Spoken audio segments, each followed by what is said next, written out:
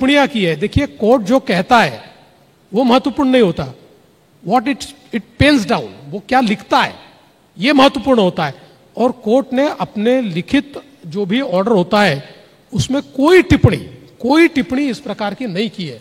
तो मुझे लगता है कि इस प्रकार से इसको प्रोजेक्ट करना ये भी सही नहीं है। हमला हुआ तो उसका जवाब दिया गया। ये परसेप्शन सर फेक एनकाउंटर वाला जो नैरेटिव है इसलिए भी स्ट्रांग होता है कि जो टीम बनाई गई थी अक्षय शिंदे के लिए उसमें कुछ लोग ऐसे थे जिनकी हिस्ट्री रही है ऐसे एलिगेशंस की। नहीं जी, ऐसा है कि जो टीम आप देखिए उसमें एक व्यक्ति के ऊपर पिछले समय कुछ आरोप लगे, लेकिन ऐसे कई बार होता है, कई पुलिस के लोग हैं जिनके ऊपर आरोप होते हैं। आप जब कोई भी इस प्रकार का काम करते हैं तो वहां की लोकल टीम को ही आप काम देते हैं, ये कोई बाहर से तो आप लोग ला नहीं सकते हो। तो जो टीम थी उस टीम के लोगों ने इसको किया हुआ है।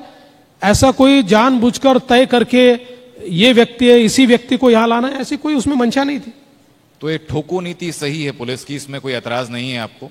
नहीं, ठोको नीति तभी सही है जब सामने वाला ठोकने की कोशिश करे। सामने वाला ठोकेगा तो ठोकेंगे ही ठोकेंगे, अदरवाइज नहीं। ठोको नीति में हम बिलीव करते नहीं, फेक एनकाउंटर में हम बिलीव करते नहीं।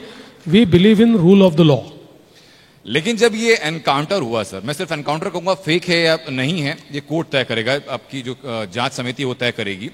उसके बाद पोस्टर लगे हैं, पोस्टर में आपके हाथ में बंदूक भी दिखाई गई, खुद मुख्यमंत्री साहब के तस्वीर के साथ पोस्टर लगे गए।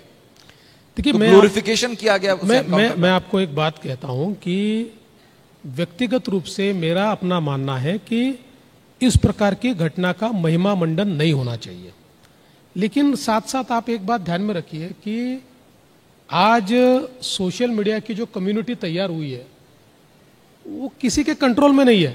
हमको ठोकती है तो ऐसा ठोकती है कि हमारा सच झूठ भी हम बता नहीं सकते, इतना हमको ठोकती है। और कभी सिर पर ले लेती है तो पता नहीं कहां कहां से हमारे कौन से एआई के फोटो भी तैयार करती है, कौन से ड्रेसेस हमको पहना देते हैं और क्या क्या हमको दिखाते हैं, और उसके ऊपर हमारे पोस्टर्स भी वो लोग तैयार कर देते। मैं ऐसे पोस्टर्स का समर्थन नहीं करता, मैं ऐसी घटनाओं का समर्थन नहीं करता। मजबूरी के तहत इस प्रकार की घटना घटी है, इतना ही मैं कहना चाहता हूं। क्या उत्तर प्रदेश से प्रेरित है?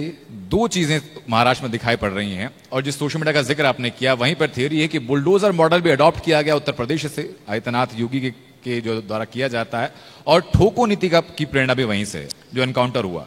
देखिए, उत्तर प्रदेश से प्रेरणा लेने लायक बहुत अलग अलग चीजें हैं। उत्तर प्रदेश में इतना अच्छा राम मंदिर बना है, उसकी प्रेरणा हम लोग लेंगे, ठोको नीति की प्रेरणा थोड़ी लेंगे। उत्तर प्रदेश आज जिस प्रकार से विकास कर रहा है हमको बहुत खुशी होती है। एक समय हम ही विकास करते थे, अब उत्तर प्रदेश भी विकास कर रहा है, वहां नए एयरपोर्ट बन रहे हैं, हम नए एयरपोर्ट की प्रेरणा लेंगे। उत्तर प्रदेश में आज जो विकास का कार्य होगा उससे हम प्रेरणा लेंगे। ये सारी चीजें प्रेरणा लेने लायक चीजें थोड़ी है। जो चीजों से प्रेरणा लेनी है वही चीजों से हम प्रेरणा लेंगे। बाकी आप एक बात समझ में लीजिए, महाराष्ट्र बहुत आगे है, देश का नंबर 1 का राज्य है, इसलिए महाराष्ट्र को कुछ चीजें इंपोर्ट नहीं करनी पड़ती।